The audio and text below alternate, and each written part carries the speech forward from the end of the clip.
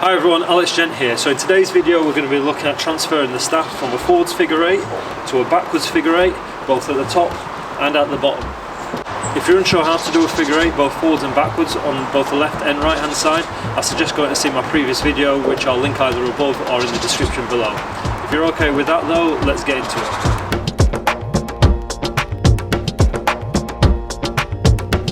So there's so many different types of hand transfers that we can do. In this video I'm going to be showing you one of the basic ones. I'll also be giving you some ideas and concepts to play with and focus more on principles than actually specific techniques. So the staff that I'm using today has got a nice marker in the middle showing us where the centre point is. This is really important to know. When we're gripping it, if I'm gripping it either side, I could have both palms facing down, I could have one up, one down, I could have both up, or I could have the opposite of one up and one down. This also applies when my arms are crossed. I could have one up or one down. I could have both up and down. This could be either hand on top, or I could have it the opposite way around with both hands, palms facing up. So you have all these different permutations.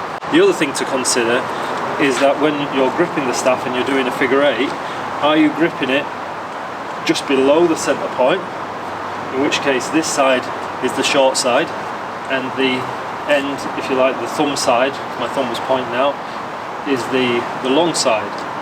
So if I was doing a forwards figure 8, you can see the long side is the one that's leading, and then if I was to do a backwards figure 8, it'd be the short side that's leading in the spin.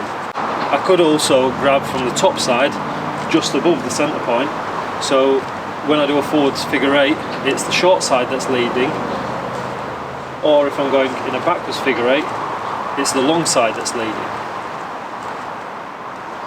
So the reason this is relevant is because depending on where my hand placement is, depends on the type of hand transfer I do. So for example, if I was to do a figure 8 here, with the back end, or holding the back end of the staff, rather than the front end here, as I transfer to the other hand, if I just sweep down into this position, notice depending on where I've got this hand, it could be underneath or it could be on top, this hand here is facing down.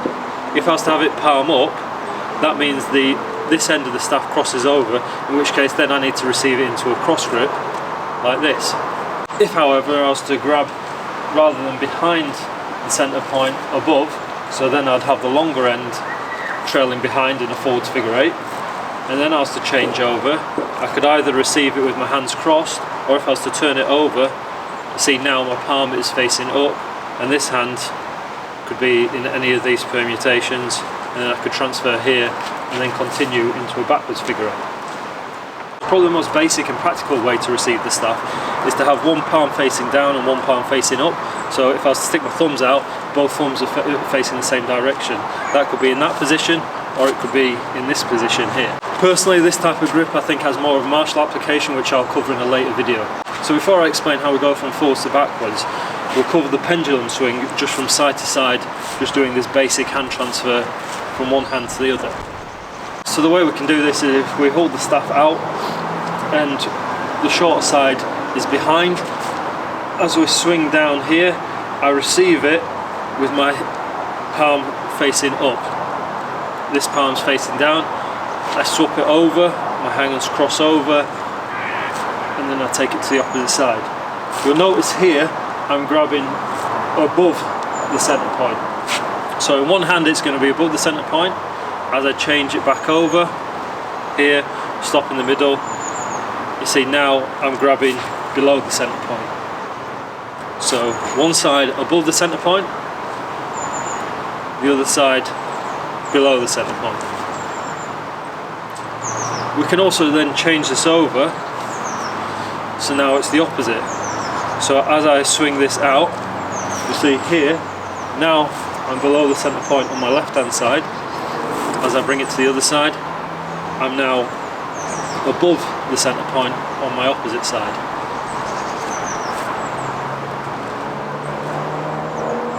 Then from here you can just switch whichever grip you want just by sliding your hands over. So if we were to hold in the centre of the staff, this same hand transfer could be used. As I swing my hands down, instead of gripping at the side, I let my hand slide over the other hand and it kind of palms over from one side to the other, and it just creates this smooth hand transfer from side to side.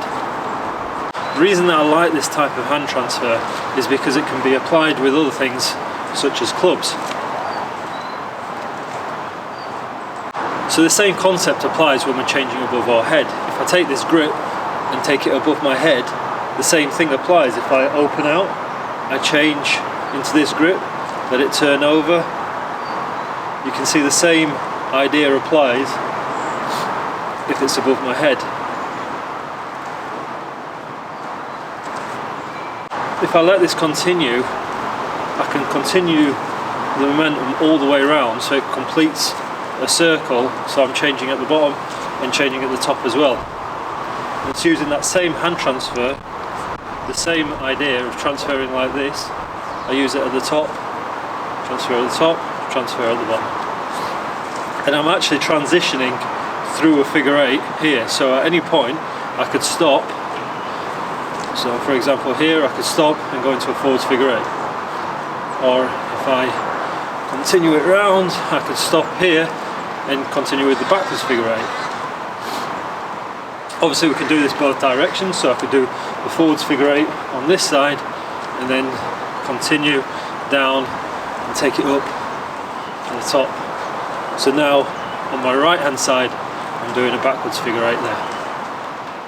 The other way to understand how the forwards and backwards figure eight fit together is if you look at where the transition happens on the front plane here. The circle that I'm creating here actually becomes the backward circle on the other side, and same for the backward circle. As I create this large circle here, if I was to transition here, I'm going into a forwards figure eight there, but instead of just remaining with the same, using the same hand, I actually transition into the other hand. So once you understand the principles of how hand transfers work, you can try other ideas such as having both palms facing upwards, and you can do the same thing, changing at the top like this and changing at the bottom. You could also try it from side to side, so changing at the sides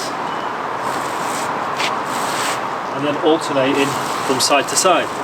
And again, all these link together, where you could then link it to the top hand transfer and then to the side transfer. Okay, there's some ideas to play with there. I hope you found it interesting. If you've got any questions, leave them in the comments below. I'm going to continue to look at figure eight movements in the next video, this time introducing body movement and being able to turn from side to side and then transition from hand to hand, above and below, and then just basically just linking everything together. If you're enjoying these videos, please remember to give it a like, share and subscribe, as this helps the channel grow.